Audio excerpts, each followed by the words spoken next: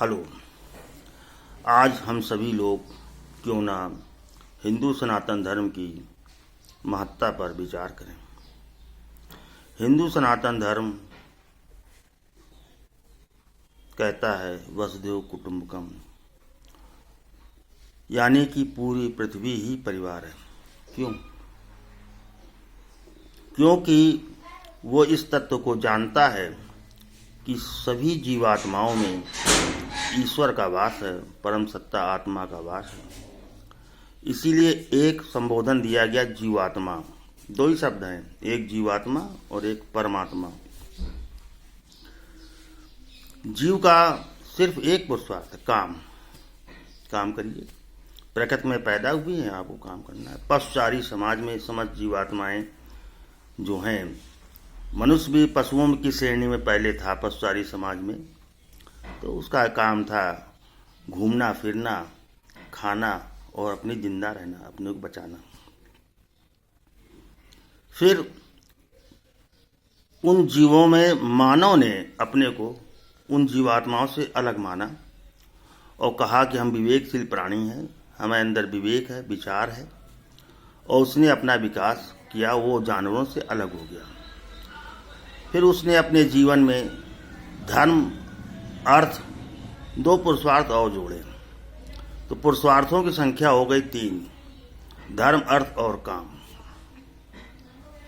धर्म यानी बुद्धि में जो तत्व धारण किया जाता है उसको हम धर्म कहते हैं। बुद्धि में जो तत्व धारण है, बुद्धि की जो सृजनशीलता है, विचार क्षमता है, उसमें धर्म आता है। फिर धर्म का विकास हुआ, मानव का विकास हुआ, धर्म का विकास हुआ। फिर स्थिति यहाँ पर यह बनी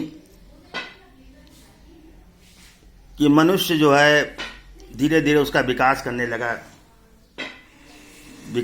लगा, तो वो आगे चलकर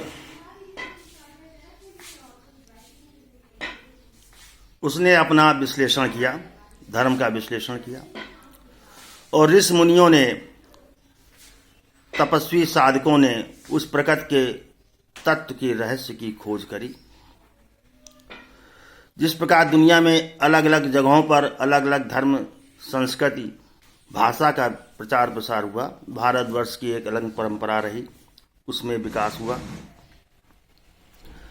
उस विकास में इन्होंने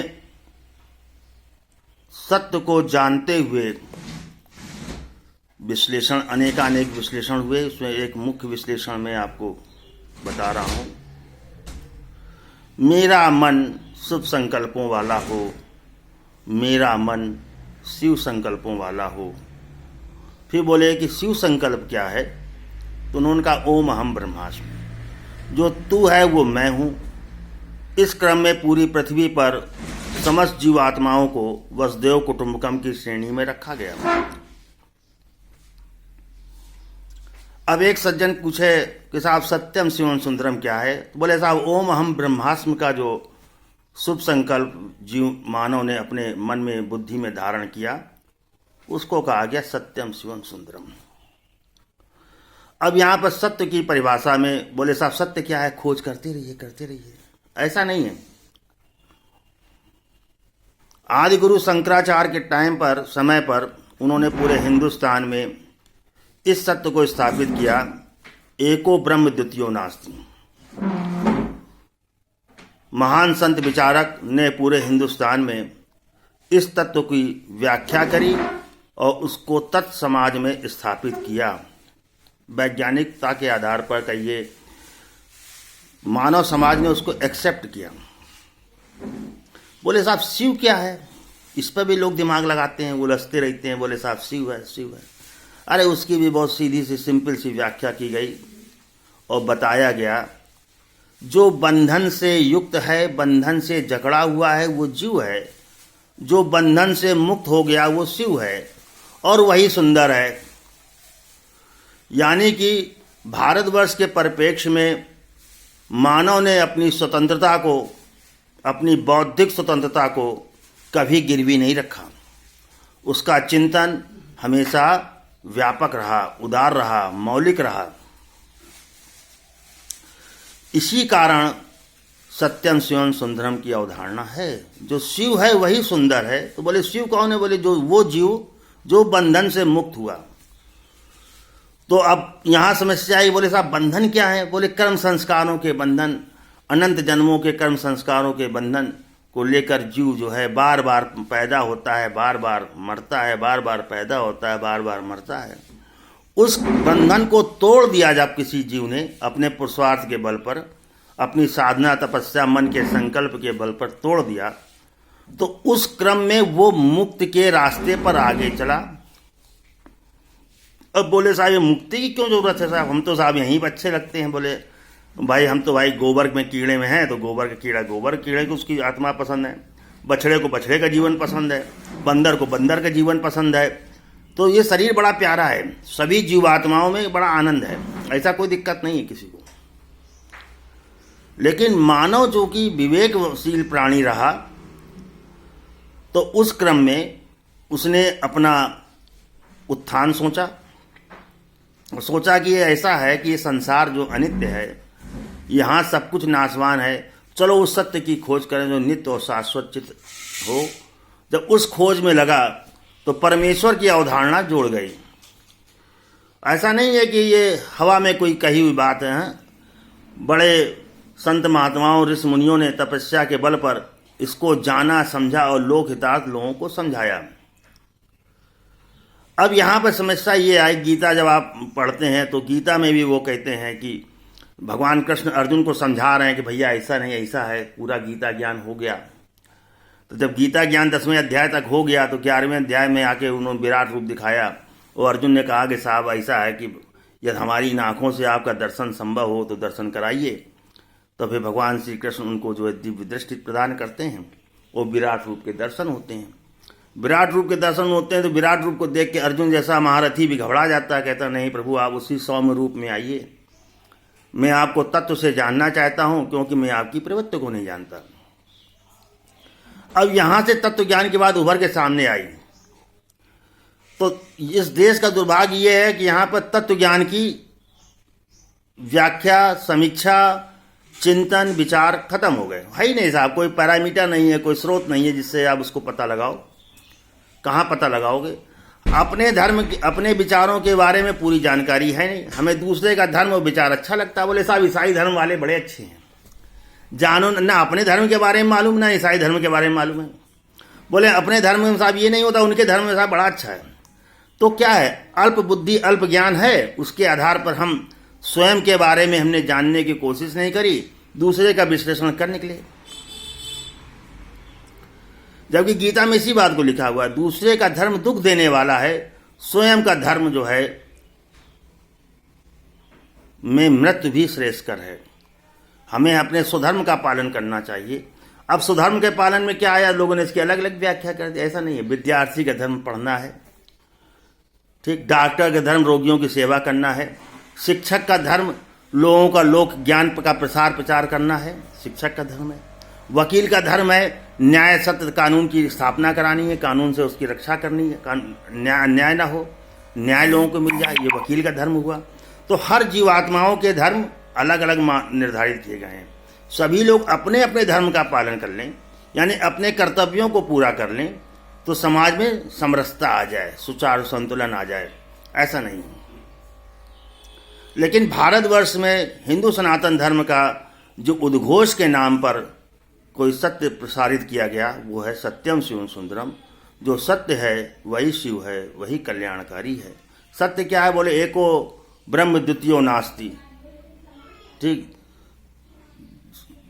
ब्रह्म जो है सत्य है, जगत मिथ्या है, यानी ब्रह्म की जो अवधारणा है, उस ब्रह्म की अवधारणा को जानने समझने वाले लोग ही समस्त जीवात्माओं में उस परब्रह्म परमेश्वर का वास देख सकते हैं, वसुदेव कुटुंबकम की अवधारणा को पूरी दुनिया में स्थापित कर सकते हैं, विश्व शांति का संदेश दे सकते हैं। बाकी आप कहेंगे नहीं साहब ऐसे हो जाएगा वैसे हो जाएगा, ऐसा नहीं है। धर्म की अवधारणा को हमें विश्लेषण करना पड़ेगा। अब वो युग आ गया है कि धर्म की अवधारणा का हमें विश्लेषण करना पड़ेगा, तब जाकर आप काम बन पाएगा, तब आप सत्य से रूबरू हो पाएंगे। पहले स्वयं को उसके लिए मानसिक रूप से तैयार करें, तब आने वाली पीढ़ियों को कुछ बताएं। ऐसे कई देने से तो काम चलना नहीं है। ठीक, आप जो है पूजा करें, बड़ी अच्छी बात है, मंदिर जाएं, बड़ी अच्छी बात है, प्रसाद चढ़ाएं, बड़ी अच्छी बात है। ये सब क्या हुए? ये सब हुए श्रेय साधन। श्रेय साधन और प्रेय साधन दो प्रकार के साधन हैं, उनको मनुष्य को करते रहना चाहिए। गीता में इसका उल्लेख किया गया है कि जब तक व्रत बुद्धिमान मनुष्य को पवित्र करने वाले हैं, इनका कभी त्याग नहीं करना चाहिए और अच्छे अच्छे कर्मों को करके अपने पुण्य संस्कारों का जो कोष है उसको कभी रिक्त मत होने दीजिए। यदि पुण्य संस्कार आपके रिक्त हो गए तो उसकी भरपाई कोई नहीं कर पाएगा। जब एकदम से व्यक्ति के जब पाप उदय होते हैं तो दुखों का अंबार एक साथ टूट पड़ता है, तब समझ नहीं पाता कि आदमी कहाँ से कैसे क्या काम करे। ठीक, बोले साहब जब अच्छा किया था तो अच्छा भोग लिया, बुरा किया था बुरा भोग लिया। अब यहाँ दिक्कत ये आती है, वहाँ प्लस माइनस नहीं चलता है, वहाँ एक एक क्रम चलता है। बोले आपने अच्छा कर लिया तो अच्छा आप उठा लीजिए, बुरा किया बुरा उठा लीजिए। ठीक, उससे भगवान का लेना देना नहीं, क्योंकि प्रकृति है, प्रकृति में त्रिगुणमय माया है, गुण गुण में भोग रहे हैं, गुण गुण में बरतते हैं, तो उसी क्रम में आप अपना जो है जीवन यापन कर रहे हैं। जब आप भगवान के रास्ते पर चलते हैं, ईश्वर की सत्ता को महसूस करना चाहते हैं, सत्यम शिवम सुंदरम की अवधारणा को समझते हैं, ठीक, मेरा मन शुभ संकल्पों वालों को लेकर चलते हैं, शुभ संकल्प बनाते हैं, तब आपके बुरे कर्म संस्कार कटते हैं। तब आप मेरा मन शिव संकल्पों वाला हो, मेरा मन शिव संकल्पों वाला हो, जो शिव संकल्प आप उठाते हैं कि नहीं साहब हम जीव हैं, हमें अपने बंधनों को छोड़ना है, हमें उनसे मुक्त होना है, हमें अपनी मानसिक स्वतंत्रता को प्राप्त करना है, हमें अपने अस्तित्व को पहचानना है। तो इन सब बातों को जब आप उठा के चलते हैं तब तो आप सनातनी हिंदू हो गए, हिंदू हैं, विचारधारा में हिंदू बन गए। कारण यह है कि उसी विचारधारा से आपको मानसिक शांति प्राप्त होगी, और यदि किसी दूसरे रास्ते से प्राप्त होती है वो भी बढ़िया बात है, उसका भी आप अपना जीवन में इस्तेमाल करिए। मुख्य मुद्दा ये है कि आपको मेंटल पीस होनी चाहिए।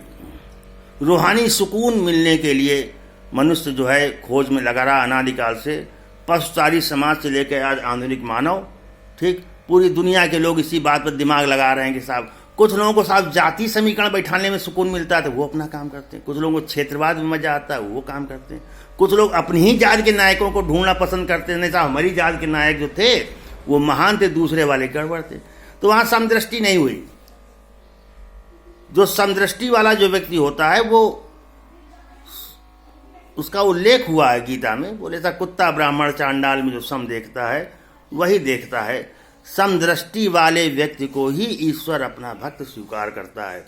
बाकी भक्ति करना, टीका लगाना, मंदिर जाना वो अलग चीज है, लेकिन जब तक आपने समदृष्टि पैदा नहीं करी तो भगवान के सामने कही हुई कोई भी प्रार्थना आपकी सहज स्वीकार नहीं होगी। आप कहते रहिए, करते रहिए काम।